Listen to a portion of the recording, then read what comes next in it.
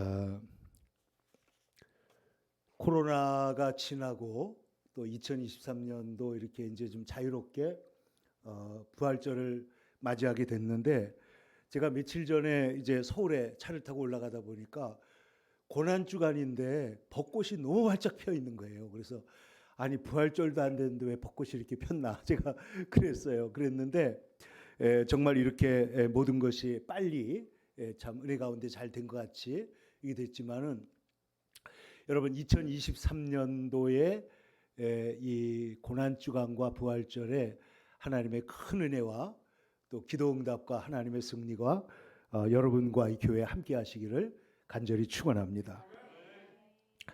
여러분, 오늘은 고난주간에 예수님께서 실제로 그 십자가를 앞두시고 6월절 전에 예수께서 자기가 세상을 떠날 때가 이른 줄 아시고, 아버지께로부터 오셨다가 아버지께로 돌아갈 때가 이른 줄 아시고, 1절에 보면 이 세상에 있는 자기 사람들, 이 세상에 있는 사랑하는 자기 사람들을 사랑하시되 끝까지 사랑하시니라, 이렇게 말했습니다.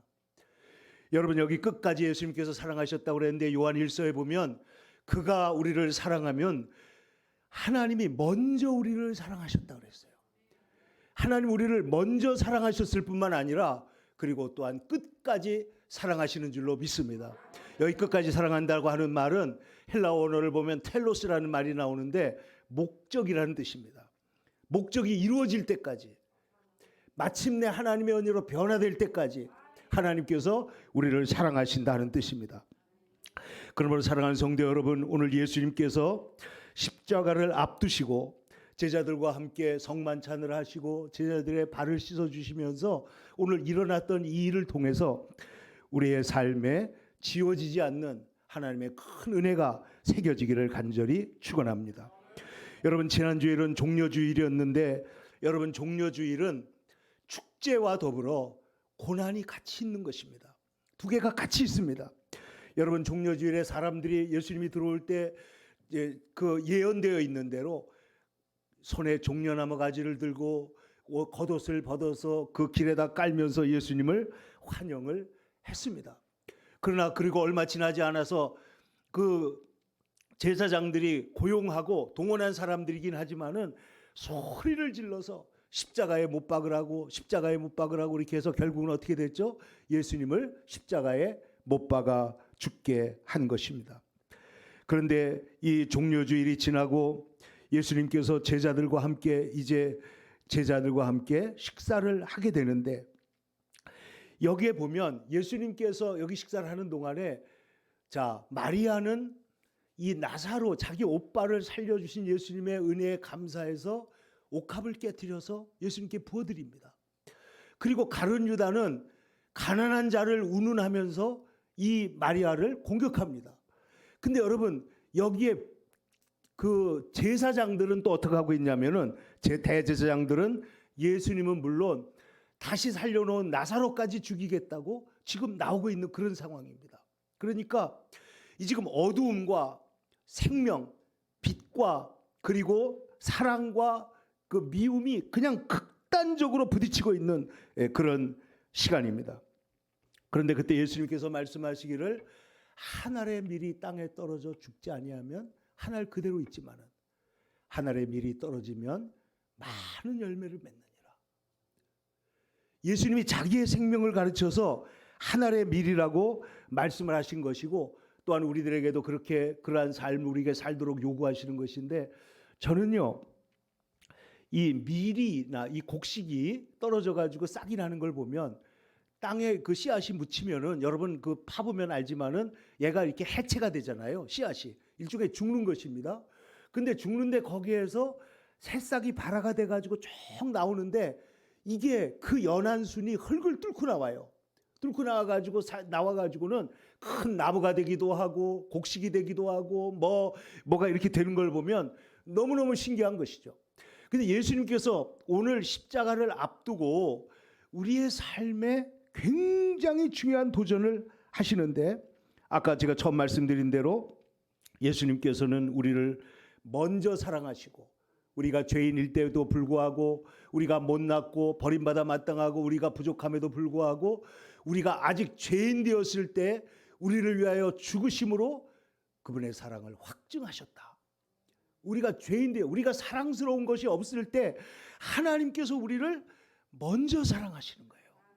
여러분, 복음은 뭐냐면은 세상의 모든 윤리, 종교, 모든 것은 네가 잘하면 내가 구원해주고 잘하면 이렇게 한다고 하지만은, 복음은 뭐냐면 우리에게 어떤 자격도 없고 아름다움도 없고 귀한 것도 없을 때 하나님이 먼저 세상을 사랑하셔서 우리를 위해서 먼저 사랑하시고, 그리고 먼저 사랑하실 뿐만 아니라 끝까지 사랑하셨다. 이것이 오늘 요한복음에서 우리에게 가르쳐주는 하나님의 말씀입니다. 그래서 예수님께서 오늘 돌아가실 때가 이른 줄 아시고 세상에 있는 자기 사람들을 사랑하시되 끝까지 사랑하신다. 여러분이 만약에 이번에 가서 건강진단을 받았는데 갑자기 이제는 도저히 살 수 없는 그런 진단을 받았다고 합시다. 엊그제 현미 씨라고 가수, 저는 그분의 노래는 잘 모릅니다만은 뭐 텔레비 워낙 유명한 분이고, 또 그분이 뭐 신앙이 좋은 분이라서 이북에서부터 예수를 믿고 내려와서 그렇게 살았던 분이라고 알고 있는데 갑자기 세상을 떠났잖아요. 근데 만약에 여러분들에게, 우리에게 오늘 예수님처럼 이제 아버지께로 돌아갈 때가 왔다, 그러면 여러분 어떻게 우리의 마지막 시간을 보낼 것 같아요? 오늘 예수님께서는 제자들을 불러 모아놓고 같이 유월절에 만찬을 한 다음에 오늘 성경에 보면 이렇게 말하고 있습니다. 자, 3절에 저녁 먹는 중에 예수님께서 아버지께서 모든 것을 자기에게 맡기신 것과, 이 모든 것이라는 것은 모든 인간을 죄로부터 구원하고 죄와 저주와 심판과 이 모든 것에서 구원해서 하나님 나라 백성으로 하나님 나라를 회복하는 일을 예수님께 전부 다 맡기셨다는 것과, 그 다음에 또 뭐냐면 또 자기가 하나님 아버지께로부터 오셨다가 하나님께로 돌아가실 것을 아시고, 그래서 그 순간에 예수님이 저녁을 먹는 중입니다. 다 끝나지도 않았어요. 저녁을 먹는 중에 아버지께서 주신 그 자리에서 일어나 겉옷을 벗고 수건을 가져다가 허리에 두르시고 그리고 제자들의 발을 닦기를 시작하셨다 한 것입니다. 십자가를 지기 전날 예수님께서 내일 아침이면 십자가를 지셔야 되는데 성만찬을 하시고 제자들의 발을 씻기는 것입니다. 한 사람 한 사람 발을 씻기는데 크리소스톰이라는 사람은 예수님께서 가룟 유다의 발을 제일 먼저 씻기셨을 것이다, 그렇게 얘기했어요. 근데 한 사람 한 사람 하다 보니까 지금 누구까지 왔냐면 베드로까지 온 거예요. 근데 베드로가 뭐라고 오늘 말하냐면은 주께서 내 발을 씻으실 수가 있습니까? 그러면서 절대로 그럴 수가 없습니다. 그때 예수님께서 말씀하시기를 내가 하는 것을 네가 지금은 알지 못하나 이후에는 알리라. 내가 지금 발을 씻거나 내가 지금 하는 여러 가지 일들을 내가 지금은 이해하지도 못하고 따라올 수도 없지만은 이후에는 알리라, 이렇게 말씀을 했다는 거예요. 근데 저는 이 말씀 속에 우리 예수님의 믿음과 소망과 사랑이 이 말씀 속에 다 들어있다는 거예요. 여러분, 우리가 지금은 알지 못하나, 지금 제자들 예수님을 잘 따를 것 같아요? 따르지 못하면 바로 며칠 전만 해도 서로 누가 크냐 하고 다투고 싸웠던 제자들입니다. 근데 예수님께서 제자들의 발을 씻으면서 내가 너희들이 이렇게 서로 사랑하고 섬기게 하려고 내가 너희들의 발을 씻어준다라고 말씀하시면서 하시는 말씀이 베드로가 절대로 그렇게 못합니다. 그러니까 예수님 말씀이 너희가 지금은 알지 못하나 이후에는 알리라 약속하신다는 거예요. 여러분, 우리가 세상을 살다가 지금 고난이 있습니다. 지금 내가 사랑하는 사람들이 내 말을 제대로 들어주지 않습니다. 지금 내 삶에 여러 가지 어려움이 있습니다. 근데 예수님께서 뭐라고 말씀하시냐면 지금은 알지 못하나 이후에는 알 것이다. 하나님이 살아계시고 하나님이 섭리하시고 하나님이 우리 가운데 역사하시기 때문에 반드시 그렇게 될 것이라고 주님께서 말씀하신다는 거예요. 그래서 여기 두 가지 시간이 나오는데 하나는 지금이고 그리고 하나는 이후입니다. 이후. 지금은 제자들이 알지 못해요. 지금은 제자들이 예수님이 십자가 질 것도 알지 못하고 이 발을 씻어주신 이 발로 예수님의 제자들이 조금 있으면 다 어떻게 되죠? 뿔뿔이 흩어져서 도망을 갈 겁니다.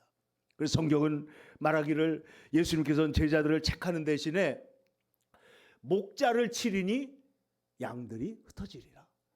그러니까 양들이 흩어지는 사실조차도 이것은 다 하나님의 섭리 속에 있다는 걸 예수님은 보고 있고, 그래서 이 제자들을 원망하거나 제자들을 버리거나 제자들을 책망하거나 하는 것이 아니라 오늘 예수님께서 하시는 말씀은 지금은 알지 못하나 이후에는 알리라. 여러분의 자녀들이 여러분을 좀 실망시키거나 여러분이 아는 사람들이 여러분을 힘들게 할 때 어떻게 사람이 저럴 수가 있어? 어떻게 이런 상황에 이렇게 이것도 모를 수가 있어라고 말하는 것이 아니라 오늘 예수님처럼 내가 지금은 알지 못하나 이후에는 알리라. 여러분 따라해 보세요. 지금은 알지 못하나 이후에는 알리라. 이후에 있어질 하나님의 놀라운 영광스러운 일이 나의 삶에 먼저 들어온 거예요. 믿음으로. 그래서 믿음이라는 거는 미래의 선취다. 신학적으로 이렇게 표현합니다. 아직까지 미래가 오지 않았어요. 그러나 믿음은 바라는 것들이 뭐가 돼요? 실상. 보지 못하는 것들이 뭐가 돼요? 증거가 돼요. 그러니까 미래가 내 삶 속으로 은혜 안에서 말씀 안에서 미래를 내가 선취해서 내가 지금 갖고 있는 거예요. 할렐루야. 그래서 예수님께서 지금은 알지 못하나라고 하는 이 상황을 넉넉히 이기면서 하시는 말씀이 뭐냐? 이후에는 알리라. 여러분의 자녀들에게 여러분 자녀들에게 지금은 모르지만 이후에는 알리라라고 말씀하시기를 축원합니다. 여러분을 힘들게 하는 사람들에게 지금은 모르지만 이후에는 알리라라고 말씀하시기를 축원합니다. 오늘 예수님께서 이 제자들을 보고 실망하거나 낙심하거나 좌절한 것이 아니고 지금은 내가 알지 못하나 이후에는 알리라. 이거는요, 여기에는 예수님의 믿음이 들어 있습니다. 제자들을 믿고 계시는 거고 하나님의 역사를 믿고 있는 것이고 하나님께서 섭리하실 것을 믿고 있기 때문에 지금은 알지 못하나라고 예수님 말씀할 수 있는 거예요. 여러분, 지금의 현실이 아무리 힘들고 고통스럽고 어렵다고 할지라도 지금은 힘들지만 이후에는 하나님의 역사가 있을 것이다. 지금은 어렵지만 하나님께서 나를 도와주실 것이다. 지금은 내가 병들어 있지만은 하나님께서 나의 삶에 역사할 것이라고 말하는 것이 오늘 예수님이 말씀하신 것이라는 거예요. 그래서 예수님은 십자가를 앞두고 제자들이 다 도망가고 그리고 유대인들이 자기를 죽이려고 하고 이런 자기 제자 중에 하나가 자기를 돈 몇 푼에 팔아먹고 하는 이 모든 상황 속에서도 예수님께서는 지금은 알지 못하나 이후에는 알리라.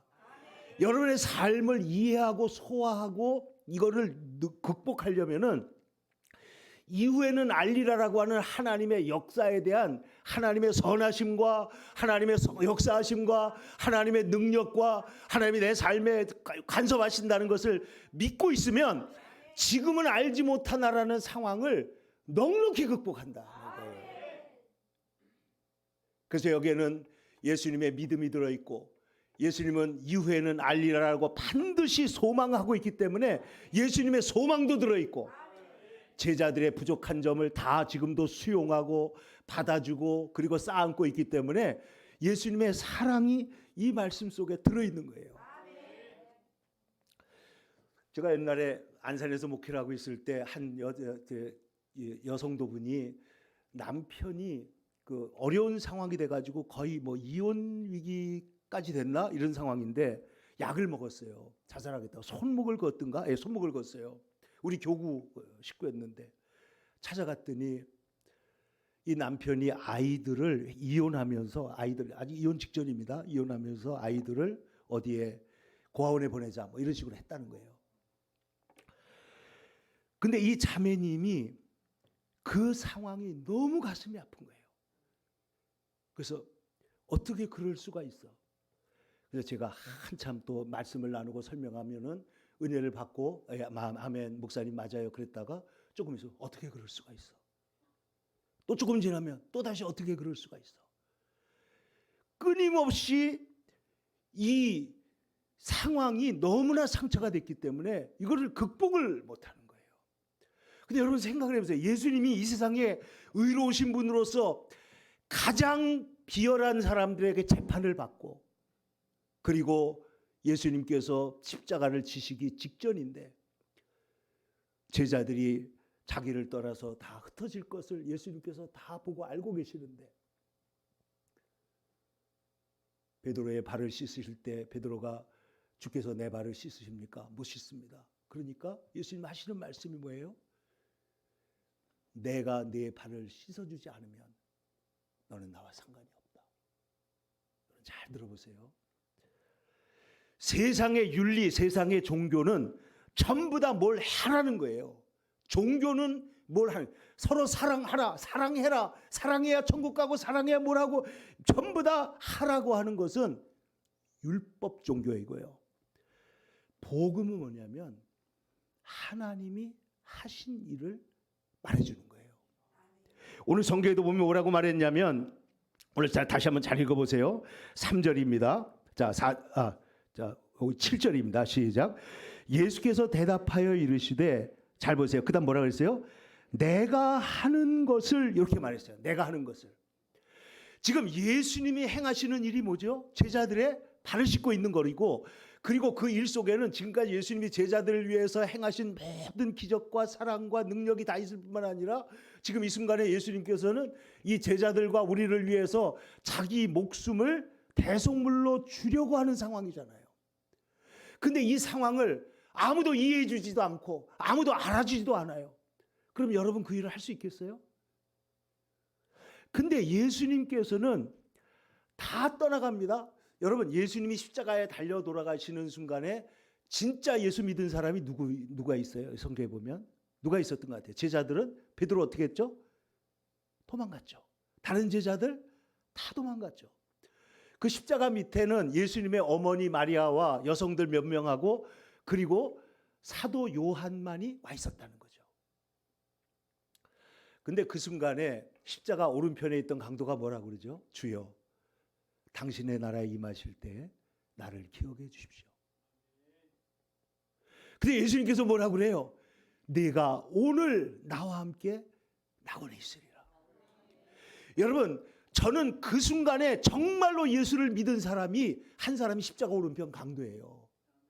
얼마나 귀한 일입니까? 다 흩어져 있는데. 근데 예수님께서는 이런 상황 속에서 이런 적 있잖아요. 너희도 가려느냐. 여러분이 예를 들어서 목사님인데 성도들이 어느 날 목사님 버리고 다 떠나가 버려. 여러분이 엄마인데 여러분의 자녀들이 어느 날 다 떠나가 버려. 여러분이 회사를 했는데 여러분의 직원들이 어느 날 어렵다고 다 떠나버릴 때 얼마나 허전하고 힘들겠어요. 근데 예수님께서 이 제자들을 보시고 그런 적이 있잖아요. 너희도 가려느냐? 그때 베드로가 뭐라고 그러죠? 주여 영생의 말씀이 주께 계심에 우리가 누구에게로 가오리까? 그랬는데 지금 예수님이 십자가를 지는 순간에는 실제로 제자들이 떠나가는 순간이에요. 그런데 예수님께서 그 제자들을 보시고 너희가 지금은 모르지만 이후에는 알리라. 그러면서 발을 씻겨주십니다. 근데 여기 발을 씻기는 것은 예수님께서 이렇게 말씀했어요. 너희도 이렇게 하도록 하기 위해서 내가 너희가 서로 사랑하고 섬기도록 내가 이 모범을 보인 것이다. 그러니까 이 발을 씻기는 것은 겸손하게 섬기는 예수님의 모습을 우리에게 가르쳐 주시는 것이죠. 그런데 또 하나가 있습니다. 여기 베드로가요. 여러분 베드로 성격을 잘 아시잖아요. 예수님 어떻게 예수님이 제 발을 씻기십니까? 세상적으로 봐도 스승이 제자들의 발을 씻기다니요. 제자가 스승의 발을 씻기고 종이 주인의 발을 씻기는 거에 맞는데 어떻게 그럴 수가 있습니까? 안 됩니다. 그런데 예수님이 내가 네 발을 씻기지 않으면 내가 나와 상관이 없느니라. 그러니까 베드로가 뭐라 그래요? 발 말고요. 그러면 몸과 머리도, 손과 머리도 씻어주세요. 그랬어요. 그때 예수님 뭐라 그러셨죠? 이미 몸을 씻은 자는 발밖에 씻을 필요가 없다. 이게 무슨 뜻일까요? 예수님께서 이것을 속죄의 의미로 가르쳐 주신 겁니다. 발을 씻었다는 말은 이미 너희들은 몸을 씻은 자다. 이미 너희는 예수 믿고 구원을 받고 하나님의 자녀가 된 사람들인데, 그럼에도 불구하고 너희가 땅에 살아가는 동안에 발에 먼지가 붙기 때문에 날마다 주님 앞에 회개하면서 주님 앞에 더 가까이 나가기 위해서 발을 씻어야 되느니라 라고 하는 것을 가르쳐 주시는 거예요. 그러니까 이 발을 씻긴다는 것은 예수님의 겸손도 나오지만은 예수님의 속죄의 의미가 있는 것이라는 것이죠. 그런데 여기에 베드로가 한 말씀 있잖아요. 발까지, 몸까지 다 씻어주세요. 손과 머리도 씻어주세요. 그때 예수님이 하신 말씀, 그 이전에 내가 너를 씻어주지 않으면 네가 나와 상관이 없느니라. 여러분 잘 들어보세요. 기독교는 사랑을 받는 게 중요해요. 받는 것. 은혜를 받아야 됩니다. 할렐루야. 은혜를 받고 축복을 받으시기를 바랍니다. 하나님의 사랑을 받으시기를 바랍니다. 기독교는 뭘 하라고 하는 것이 아니라 하나님의 사랑을 받은 사람이 자발적으로 세상을 나가서 변화시키는 거예요. 그러니까 이 기독교의 방식은 의무가 아니고 기쁨으로 자원적으로 사역을 하게 만드는 것입니다.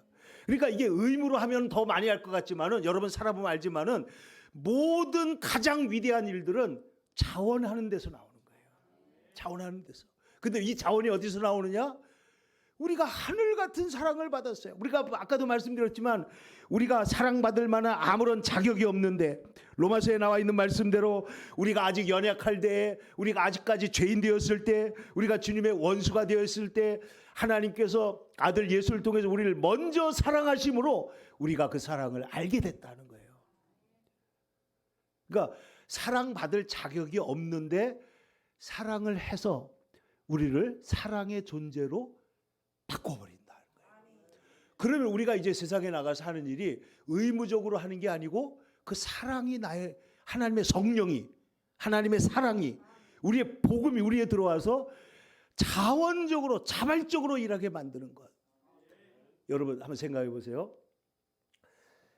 여러분 억지로 하는 일과 자원적으로 하는 일, 이 세상에서 어떤 것이 세상을 변화시키고 위대한 역사를 이룰까요?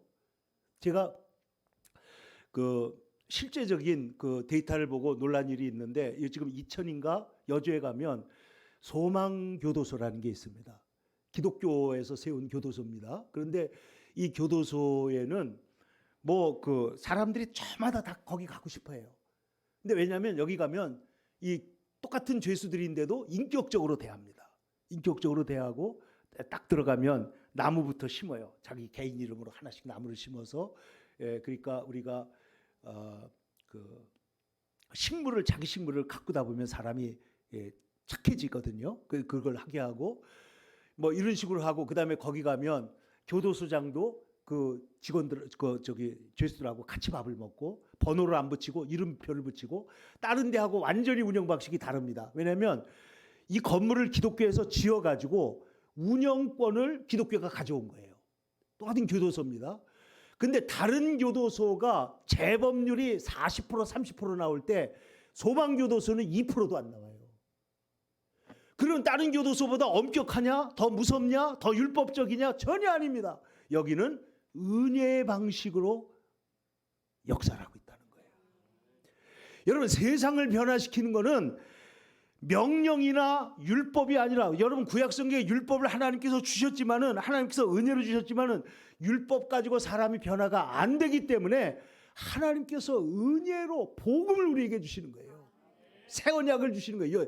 그래서 예레미야 31장에 말씀하기를 하나님께서 이제는 이 하나님의 계명을 돌에 새겨도 소용이 없으니까 너희의 마음에 새기고 너희의 생각에 새겨가지고 너희를 변화시키겠다는데, 하나님께서 우리의 마음과 생각에 어떻게 새기시느냐? 하나님의 은혜라는 붓으로 새기는 거예요. 그래서 이 베드로가 지금은 모르지만 여러분 베드로가 만약에 예수님이 이 사랑을 안 받았으면은 아마 비참하게 찌그러져 가지고 그의 인생이 아마 망가졌을 것이고 제자들이 다 그랬을지 몰라요. 근데 여러분 아시는데 예수님의 제자들 12명이 가룟 유다를 빼놓고는 전부 다 돌아와 가지고 복음을 위해서 얼마나 놀라운 역사를 했으며 사도행전을 보면 얼마나 겸손하고 얼마나 능력이 있고 얼마나 성령 충만한가를 보면은 이후에는 알리라라고 하는 예수님의 말씀과 믿음이 100% 이루어진 줄로 믿습니다. 지금은 모르지만, 지금은 안 되지만, 지금은 부족하지만, 지금은 약하지만, 그러나 예수님은 실망하지 않고 그들을 믿으면서 지금 뭐 하고 있어요? 발을 씻어주시는 거예요.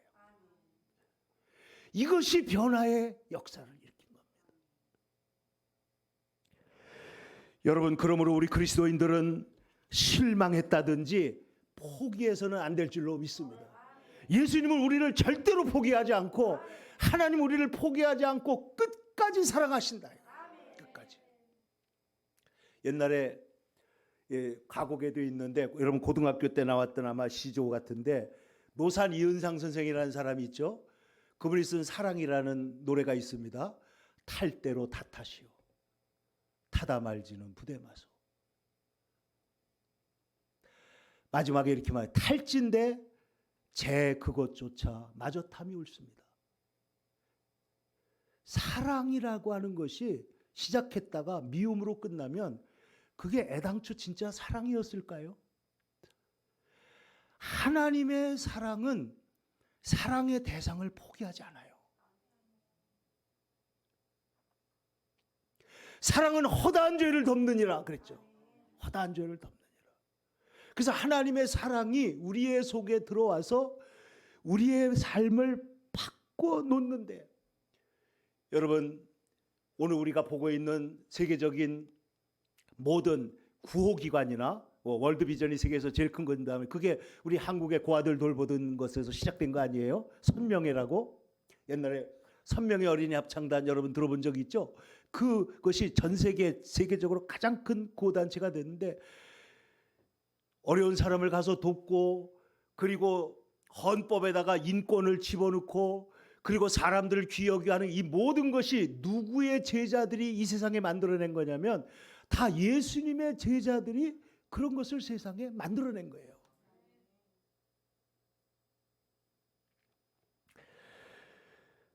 여러분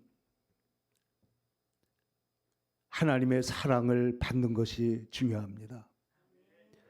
저는요, 제가 어렸을 때 저는 이제 제 아버지가 목사님이었는데 학교 갔다 오는데 이런 생각이 들더라고요. 야, 하나님이 세상에서 나를 제일 사랑한다. 저는 그 생각은 항상 있었어요. 그래서 하나님이 나를 제일 사랑한다. 근데 나중에 보니까 이 제일이라는 게 나에게만 해당되는 게 아니고 하나님은 모든 사람을 제일 사랑하신다. 이걸 알게 됐어요. 하나님은. 한 사람 한 사람을 우리는 이 사람을 사랑하면 저 사람을 덜 사랑하지만 하나님은 그러지가 않아요. 모든 사람을 사랑해요. 근데 오늘 여러분 탕자가 한 일 중에 제일 잘한 거 두 가지. 한번 대답해 보세요. 뭘까요? 뭘 제일 잘한 게 뭐예요? 네? 한번 얘기해 보세요. 탕자가 제일 잘한 거. 탕자가 한 거 뭐 있어요? 아버지 재산 미리 달라고 그래가지고 돌아가시지도 않았는데 유산 달라고 그래가지고 나가가지고 형의 말에 따르면 형도 못된 놈이죠. 창기와 함께 먹어버린. 지가 보지도 않고 어떻게 알아요? 그렇지만 아마 그랬을 가능성은 좀 개연성, 오늘 말로 하면 개연성은 좀 있습니다. 그러나 집으로 돌아와서 이제 돌아오는 얘기를 여러분 다 아시잖아요. 근데 탕자가 한 일 중에 제일 잘한 거 두 가지. 이건 정말 중요한 겁니다. 한번 해보세요. 망한 거. 아, 그것도 있구나. 맞습니다. 그리고 이제 집사님인지 권사님인지 망했으니까 자기를 발견했죠. 그죠? 그것도 하네. 그럼 세 개로 해야 되겠네요. 근데 탕자가 한 일 중에 정말 잘한 건 뭐냐면 내 아버지 집에는 양식이 풍족한 품꾼이 얼마나 많은고 생각하고 내가 아들의 자격은 없지만은 아버지에게 가서 부탁을 해봐야 되겠다. 그리고 돌아오기로 결심하고 이에 일어나서 아버지 집으로 돌아오니라. 여러분 이 돌아오는 걸 우리가 성경에서 우리가 신학적으로 뭐라고 그러죠? 이거를 회개 아니에요. 회개라는 거예요. 회개. 자, 회개하니까 살 길이 열렸죠. 아버지 집에 돌아오니까 아버지가 내가 돌아오면서 아버지한테 가서 나는 저기 아들의 자격이 없고 종의 하나로 써주십시오라고 말을 하려고 하는데 성경에 보면 이 아들이 수도 없이 연습했던 이 말을 아버지 앞에서 했을까요? 못했을까요? 성경에 보세요. 했어요? 못했어요? 할 틈이 없었어요, 여러분. 아버지가 아들을 그냥 끌어안고 기뻐하고 사랑하셨기 때문에 종의 하나로 써달라는 말을 하기도 전에, 그러니까 여러분 이 탕자가 돌아올 때 진짜 회개한 것 같아요? 가짜로 회개한 것 같아요? 진짜 회개했죠. 왜? 왜냐하면 종의 하나로 자기는 자격이 없습니다. 근데 자격이 없는 그 사람을 아버지가 지금 어떻게 하는 거예요? 사랑으로? 여러분 이 이야기는 누가 한 거죠? 이 이야기를 만들어서 하신 분이 누구예요? 예수님이 한 거예요. 그러면 이 이야기 속에는 복음의 모든 것들이 스토리텔링 돼서 녹아 있는 거예요. 이 속에는. 근데 여기에서 탕자가 한 일 중에 두 번째로 가장 잘한 게 뭐냐면 아버지의 잔치 자리에 말없이 그 사랑을 받는 거예요. 잘 들어보세요. 내가 네 발을 씻어주지 않으면 너는 나와 상관이 없다. 여러분 주님이 여러분을 사랑하시고 여러분과 저는 주님의 사랑을 받은 자인 줄로 믿습니다. 도저히 갚을 수 없는 사랑을 우리는 받은 거예요. 일반 은총으로 봐도 하나님께서 악인과 선인에게 해를 보여주시고 비를 내려주시고 다 주시지만은 하나님이 세상을 이처럼 사랑하셨기 때문에 독생자를 주셨지만은 이 독생자를 주신 사실이 은혜가 되고 내 것이 되기 위해서는 이것은 저를 믿는 자마다 영접해야 돼요. 수용해야 돼요. 받아들여야 돼요. 그것을 하나님의 은혜를 내가 받아들여요. 그 사람이 하나님 나라의 사람이에요. 그러니까 영접하는 자 곧 그 이름을 믿는 자. 영접하는 자가 영어로 accept예요. accept. 받아들이는 거예요. accept. 곧 믿는 사람. 그러니까 하나님을 내 마음에 영접하고 받아들이는 것인데 여러분 잘 들어보세요. 이 탕자가 집으로 돌아와서 아버지의 모든 잔치에 참여하기에는 면목도 없고 자격도 없고 부끄럽습니다. 그런데 이 잔치의 주인공은 사실 돌아온 탕자 같지만은 헬무트 틸리케라고 하는 독일의 신학자가 이 비유의 핵심은 돌아온 탕자가 아니고 기다리시는 아버지다 이렇게 표현했어요. 그러니까 이 지금 잔치의 주인공은 누구냐? 기뻐하시는 아버지라고 보는 거예요. 그래서 그 아버지가 기뻐하시기 때문에 자기가 기꺼이 거기에 들어가서 아버지의 사랑을 다 그냥 받는 겁니다.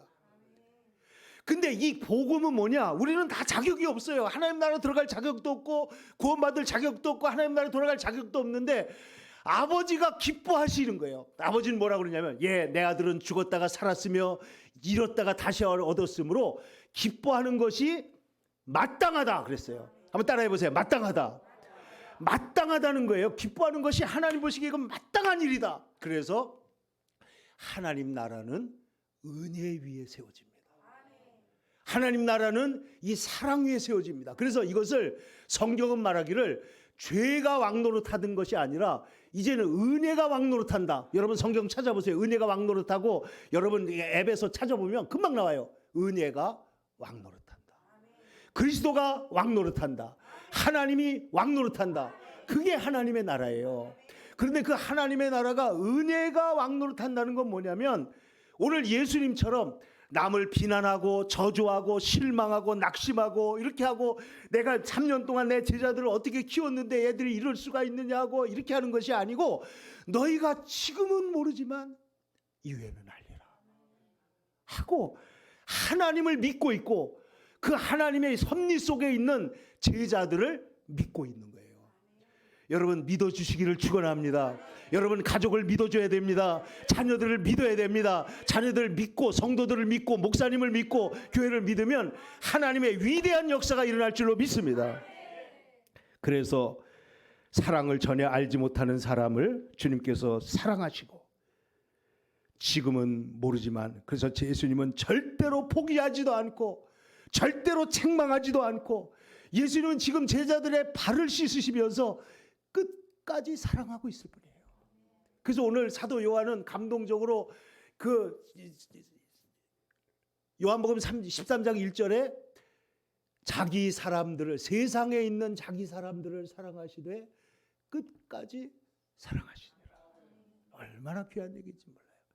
그래서 여러분 요한복음의 1장에 보면 사도 요한이 어느 날 영적으로 눈을 들어서 예수 그리스도를 생각을 하면서 이 성경을 성령으로 기록해 나가는데, 우리가 그의 영광을 보니 이렇게 말합니다. 우리가 예수님의 영광을 보니 무슨 영광이에요? 독생자의 영광이요. 그리고 예수님을 다시 보니까 은혜와 진리가 충만하더라, 이렇게 말하는 거예요. 그러니까 예수님을 볼 때 이 사도 요한이 예수님은 제자들을 먼저 사랑하신 분이고 끝까지 사랑하시는 분이고, 그리고 그 주님은 그 제자들 보는데 은혜와 진리가 충만하셔가지고 우리를 사랑으로, 진리로, 의로 우리를 이끄시는 분이라는 것을 보게 된 겁니다. 이거를 발견하고 본 사람들이 기독교, 예수님, 성경, 이거는 세상의 다른 것과 완전히 다르구나. 은혜, 여러분 성경에 보면요, 은혜와 평강이라는 말이 여러 번 나오죠. 근데 여러분 성경에 평강과 은혜라고 쓴 게 있을 것 같아요? 없어요? 한 번도 없습니다. 하나님의 은혜가 있고 우리의 삶에 평강이 오는 거예요. 은혜가 선행하는 거예요. 하나님의 은혜가 우리의 삶에 먼저 있어요. 그래서 우리가 그 하나님의 은혜를 마음속에 새기고 그 은혜가 우리를 변화시키는데, 여러분 제자들을 보세요. 서로 누가 크냐 했던 제자들이 나중에 보면 베드로가 뭐라고 그러죠? 일어서라, 나도 사람이다. 사람들이 보고, 아니 저 언스쿨드 오디너리맨이라고 되어 있는데 저 공부도 못하고 보통 사람인데 어떻게 저렇게 권능이 나타나고 말을 잘하느냐. 사람들이 막 놀라가지고 베드로와 요한과 하는 걸 보고 놀라잖아요. 안진뱅이를 일으킵니다. 복음을 전하는데 뭐 요엘서의 말씀부터 시작해가지고 말씀을 쫙 풀어나가는데 놀랍단 말이에요. 그러니까 이 제자들이, 사람들이 그걸 보고 언스쿨드, 학교도 제대로 안 다니고 오디너리, 보통 사람인데 어떻게 저렇게 됐냐. 근데 여러분 보세요. 예수님의 그 사랑을 알고 난 다음에 여러분 아시는 대로 예수님의 12제자들이 다 어떻게 그의 인생길을 걸어갔는가. 여러분 복음서에 나오는 제자들과, 복음서에 나오는 제자들도 물론 귀하긴 하지만 거기 보면 베드로가 물에 들어가다가 넘어지기도 하고 서로 누가 크냐 싸우기도 하고, 또 예수님 저 변화산에 올라가가지고 기도하시는데 여기다 초막색 짓겠다고 엉뚱한 소리하고 뭐 계속 그러잖아요. 근데 사도행전에 나오는 사도들의 모습을 보세요. 제자들의 모습. 겸손합니다. 능력이 있습니다. 권세가 나타납니다. 하나님의 말씀을 위해서 전심을 다합니다. 뿐만 아니라 여러분 아시는 대로 예수님께서 너희가 지금은 모르지만, 나중에 보면 여기 성경에 이런 말도 있어요. 지금은 따라올 수 없지만 이후에는 따라오리라. 한번 찾아볼까요? 뒤에 한번 가보세요. 36절입니다. 다 같이 36절 함께 읽겠습니다. 시작. 시몬 베드로가 이르되 주여 어디로 가시나이까? 예수께서 대답하시되 내가 가는 곳에 내가 지금은 따라올 수 없으나 후에는 따라오리라. 지금은 모르지만 이후에는 알리라. 지금은 따라올 수 없지만 후에는 따라오리라. 근데 여러분 예수님께서 후에는 어떻게 따라, 여러분 제자를 야고보는 마지막에 아그리파에 의해서 목이 잘려서 순교했습니다. 베드로는 여러분 아시는 대로 십자가에 거꾸로 매달려서 AD 64년에 로마에서 순교했습니다. 베드로의 동생 앙드레는 나무에 매달려서 순교했고, 도마는 인도에 갔다가 화형을 당해서 순교했고, 빌립은 십자가 위에서, 마태는 에디오피아에 가서 거기서 돌에 맞아 죽고, 목이 잘려서 죽었고, 바돌로메는 소아시아의 지역에 와서 십자가에 달려 죽고, 알페의 아들 야고보는 예루살렘에서 매를 맞다가 죽었고, 열심당원이었던 시몬은 시리아에서 십자가에 못 박아 죽고, 다데오 유다라고 하는 사람은 시리아에서 역시 순교했고, 마띠아도 십자가에서 돌을 맞아 죽고, 사도 요한만 반모섬에서 끓는 물에 들어갔다가 그냥 말짱하게 나와가지고 마지막까지 요한계시록을 쓰고 주님 앞으로 갔는데, 예수님께서 이 못난 제자들을 보시면서 지금은 모르지만 이후에는 알리라 한 그 사랑이, 그 믿음이, 그 소망이 부도나지 않고 하나님 나라의 위대한 역사를 이루어서 오늘날 오고 오는 세대의 많은 사람들에게 복음을 전해가지고 오늘날 이와 같이 하나님의 나라가 오늘 이 땅에 세워져 가는 줄로 믿습니다. 그러면 사랑하는 성도 여러분, 우리가 예수를 믿는 사람들이 이번 사순절 기간과 이 고난 주간을 통해서 예수님께서 제자들의 발을 씻어주시는 것을 무슨 예식하면서 세족식하고 이게 문제가 아니라, 예수님께서 그 제자들을 어떻게 사랑하셨는지, 어떻게 믿어주셨는지, 어떻게 그들을 살려주셨는지, 그리고 이 제자들의 발을 씻으면서 지금은 내가 알지 못하나 이후에는 알리라. 여러분, 우리의 인생 가운데에는, 우리의 삶의 현실에는 지금은 모르지만이라는 것으로 가득 찰 때가 있어요. 삶이 힘듭니다. 고단합니다. 내 마음대로 안 풀립니다. 어려움이 많습니다. 그렇지만 여러분, 낙심하지 말고 오늘 예수님이 우리에게 하신 말씀처럼 지금은 모르지만 이후에는 알리라. 반드시 하나님이 살아계셔서 하나님이 승리하시고 하나님이 역사하실 것이다. 나는 죽지 않고 살아서 하나님이 살아계신 것을 증명하겠다. 여러분, 이게 시편의 말씀이에요. 죽지 않고 살아서 내가 하나님이 살아계신 것을 증거하겠습니다. 예수님께서 달란트 비유에서 이렇게 말씀하시잖아요. 잘하였도다. Well done. 잘하였도다. 착하고 충성된 종아. Good, 착하고 좋은, and faithful, 신실한 종아, 이런 말이에요. Well done, good and faithful servant. 내가 작은 일에 충성하였으니 내가 너에게 많은 것으로 내게 맡긴다. 오늘 예수님이 하시는 말씀을 보면요, 착하고 충성된 종, 작은 일에 충성함. 그래서 예수님 말씀하신 게, 너희가 내 이름으로 냉수 한 그릇을 떠줘도 하늘나라에서 잊혀지지 않는다. 여러분, 이 삶의 생명과 관련된 일에는 큰 일과 작은 일이 없어요. 다 귀한 일입니다. 예수님 말씀하시기를, 두세 사람이 모인 곳에 내가, 내 이름으로 모이는 곳에 내가 너희와 함께 그곳에 있다. 여러분, 주님께서 이 시간에 저희들과 함께 이 자리에 계시는 줄로 믿습니다.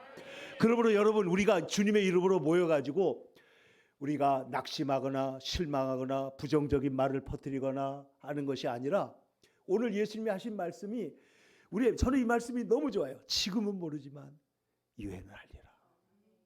여러분이 교육을 한다면, 여러분이 자녀를 키운다면, 여러분이 사업을 한다면, 여러분이 무슨 일을 하든지 간에 하나님 지금은 모르지만 이후에는 알 것입니다.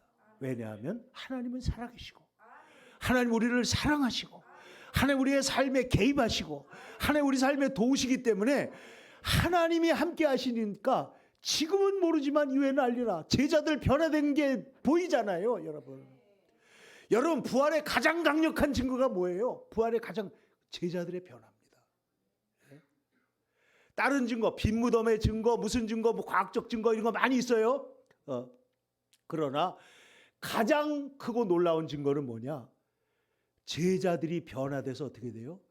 십자가에 순교하면서 주님의 복음을 전했다는 거예요. 이거를 설명할 수 있는 것은 예수 그리스도의 복음 외에는, 부활과 생명 외에는 아무것도 없습니다. 그러므로 여기 이후에는이라고 하는 것은 예수님께서 십자가에 죽으시고 부활하시고 그리고 예수님께서 약속하신 성령을 보내셨을 때 여러분 초대교회에 위대한 변화가 나타납니다. 위대한 변화. 부활신앙, 주님의 사랑 그리고 주님의 은혜 위에 하나님의 성령을 그 위에 뜨겁게 부으면 이 성령의 역사가 그리스도의 사랑과 그리스도의 생명을 전하게 되어 있는 것입니다. 그래서 여러분 오늘 예수님께서 저와 여러분을 믿고 계시는 줄로 믿습니다. 지금은 모르지만 이후에는 알리라. 지금은 내가 부족하지만 이후에는 잘할 거야. 여러분 그래서 우리가 예수님이 제자들하고 기도하다가 다 잠잘 때 마지막에 예수님께서 제자들 세 번째 깨웠어요? 안 깨웠어요? 안 깨웁니다. 겟세마네 동산에서. 그리고 일어나라 함께 가자. 이제는 때가 됐다. 그래서 여러분 보세요. 사도 바울은 예수님을 만나고 나서 예수님의 이 어마어마한 사랑을 경험했잖아요. 그리고 그는 이 사랑의 높이와 깊이와 넓이와 그 모든 길이를 표현할 수가 없다. 그러면서 그는 예수님의 사랑, 이 사랑의 본질에 대해서 고린도전서 13장에 이렇게 말했습니다. 모든 것을 참으며 모든 것을 믿으며 모든 것을 바라며 모든 것을 견디느니라. 사랑은 떨어지지 않으니 사랑은 실패하지 않아요. 사랑은 절대로 진짜 사랑, 하나님의 사랑은 절대로 무너지지 않습니다. 그래서 하나님의 사랑이 세상을 변화시켜 나가는 거예요. 하나님의 무서움이나 하나님의 어미함이나 이것들이 없는 건 아닙니다. 그러나 하나님을 경외하지만은 그보다 더 귀한 것은 하나님의 사랑이 세상을 바꾸신 거예요. 그래서 우리 기독교는 우리 복음 중에 복음 요한복음 3장 16절에 하나님이 세상을 이처럼 사랑하사. 제가 성경을 보는 눈이라는 그 강의를 제가 미얀마 가서 하고 왔는데 제가 보세요. 성경의 주어는 하나님이에요. 내가 아니에요. 네가 무엇을 해라 무엇을 해라 이건 다 이단들이 하는 짓이고 율법 종교고 성경은 창세기 1장 1절도 하나님이 주어가 뭐예요? 하나님이 세상을 천지를 창조하시니라. 동사가 창조하시니라. 요한복음 3장 16절도 하나님이 주어가 하나님이십니다. 세상을 이처럼 사랑하사. 첫 번째 동사는 사랑하사고 두 번째 동사는 뭐예요? 독생자를 주셨으니예요. 하나님이 하신 일을 드러내려고 하는 게 성경이에요. 근데 그 하나님의 하신 일이 우리 속에 정말로 들어오게 되면 우리의 삶이 변하더라는 겁니다. 변한다 이거예요. 이것은 억지로 변하는 것이 아니고 하나님의 성령이 변화시키는 것이요, 하나님의 사랑이 변화시키는 것이요, 하나님께서 우리의 중심을 변화시키는 것이요, 존재를 혁명하는 것이요, 우리의 삶을 완전히 근원적으로 바꿔놓는 것이다. 이게 복음의 위대한 힘이에요. 그러므로 사랑하는 성도 여러분, 우리가 오늘 이 사순절 기간 마지막 주간에 나는 주님의 하늘 같은 사랑을 받은 사람이다.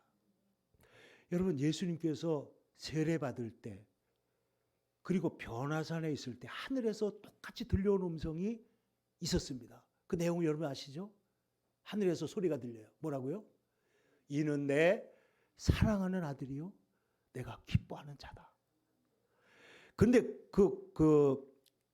베드로 전서에 보면 베드로가 감동적으로 고백하기를 우리는 변화산에 있을 때 그 소리를 직접 들었다는 거예요. 엄청난 소리를 들었다. 근데 소리의 내용이 뭐라고요? 이는 내가 사랑하는 자요 기뻐하는 자다. 여러분도 오늘 예수님께서 우리에게 들려주시려고 하는 게 우리는 하나님의 사랑받은 사람이다. 하나님이 기뻐하시는 사람이다. 이 세상에서 가장 중요한 지식은 뭐냐면 하나님이 나를 사랑하셨다는 사실을 아는 것입니다. 한번 따라해 보세요. 내 사랑하는 자요 내 기뻐하는 자다. 여러분 나는 하나님이 사랑하는 사람이고 하나님이 나를 기뻐하신다는 사실을 믿으시기 바랍니다. 여러분, 우리가 밉살스럽고 부족하고 죄도 짓고 많은 문제가 있지만은 하나님은 그것을 먼저 사랑하시고, 그리고 사랑을 통해서 우리를 변화시키고, 그 사랑을 통해서 우리 세상을 바꾸어서 하나님의 은혜를 바라보고 돌아온 탕자처럼 돌아온 사람들을 모아서 하나님 나라를 회복하시는 거예요. 내가 하나님처럼 될 거야, 이런 사람들은 다 나가고, 하나님 나라에 들어가는 사람은, 옛날에 여러분 여기 어머니들 계시지만은 그 체에다가 이렇게 그 쌀 같은 거 이렇게 하잖아요. 이렇게 하면 어떻게 되죠? 쌀 같은 게 아니고 가루 같은 거 할 때 보면 고운 가루만 나오고 위에는 뭐가 나와요? 거치는 게 남잖아요. 제가 그걸 보면서 제가 어렸을 때 생각했어요. 하나님 나라는 저와 같다. 하나님 나라는 겸손한 사람만 들어가요. 하나님 나라는 하나님 나라를 수용하는 사람만 들어가는 거예요. 하나님 나라. 그래서 하나님께서 아브라함이 하나님을 믿으니 이를 그의 의로 여기시고, 믿음이 어떻게 의가 돼요? 이거는 엄청난 축복이에요. 우리는 믿은 것밖에 없는데 믿음조차도 하나님 우리에게 주신 거예요. 왜냐하면 은혜에 의하여 믿음으로 말미암아 너희가 구원을 받았다 그랬어요. By grace through faith. By grace. 우리가 믿게 된 것조차도 믿게 하시는 하나님의 역사가 있었던 줄로 믿습니다. 그런데 이 믿는다고 하는 것이 뭐냐? 하나님의 선하심과 하나님의 역사하심과 하나님의 거룩하심을 받아들이는 거예요. 하나님이 나를 위해서 예수님을 보내시고 했다는 그 사실을 그대로 받아들이는 거예요. 한 달란트 아재, 그 좋은 땅, 4가지 땅이 있죠, 그죠?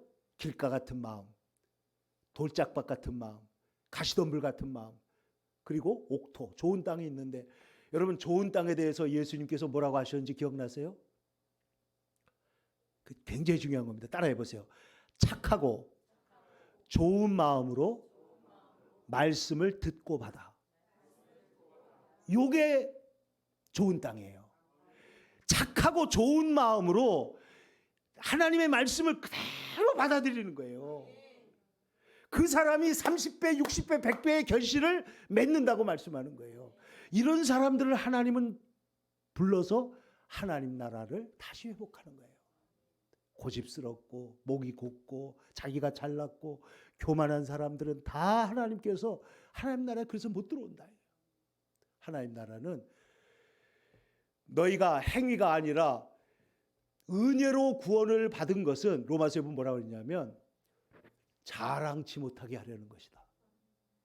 하나님 나라는 우리에게 다 주시지만은, 제가 미국에 있을 때 척스비스 목사님이라고 제가 아주 존경하는 목사님이 있는데 그분이 이런 얘기를 했어요.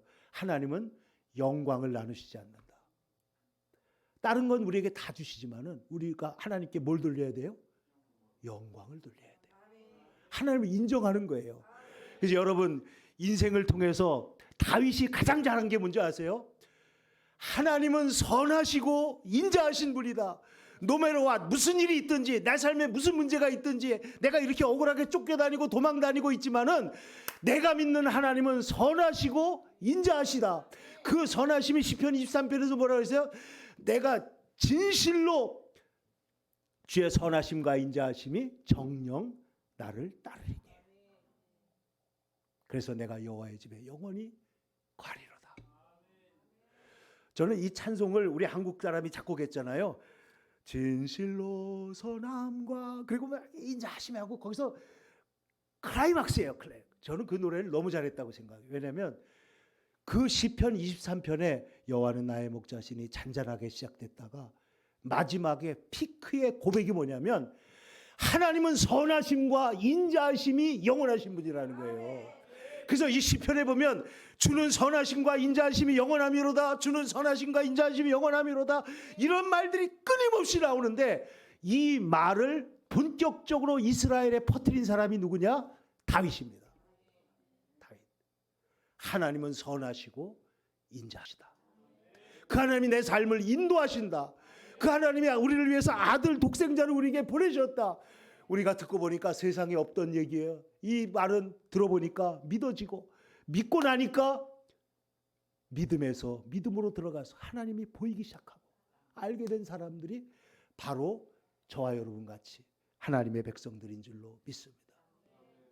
이러한 사람들을 주님께서 우리를 부르셔서 우리를 하나님의 자녀로 삼으시고, 그러므로 여러분, 십자가는 치욕의 십자가예요. 심판의 십자가이지만은, 그러나 그 십자가에 달리신 분이 바로 다름 아닌 우리를 사랑하신 하나님의 아들 예수님이기 때문에 십자가에는 극치의 공의와 극치의 사랑이 다 계시되어 있는 거예요. 여러분, 우리가 그동안에 내 인생에 대하여, 사람에 대하여 너무나 쉽게 실망하고, 지금에 대해서 여러분 낙심하고 무너진 적이 있었다면 오늘 주님 앞에서 함께 우리 회개하고, 오늘 주님이 이 절대적으로 모두가 더 떠나가는 순간에 십자가를 지셔야 되는 그 순간에도 너희가 지금은 모르지만 이후에는 알리라. 주님의 그 말씀이 나에게 있어서 오늘 우리가 이 자리에 있게 된 줄로 믿습니다. 그리고 여러분, 우리가 그 예수님의 사랑을 본받아서 우리가 만나는 사람들, 우리가 보는 일들, 어떤 상황 속에서든지 지금은 모르지만 이후에는 알리라. 믿고 기다리고 사랑하고 수용하고 기도하고, 그러면 하나님께서 반드시 그 일에 역사하실 줄로 믿습니다. 할렐루야.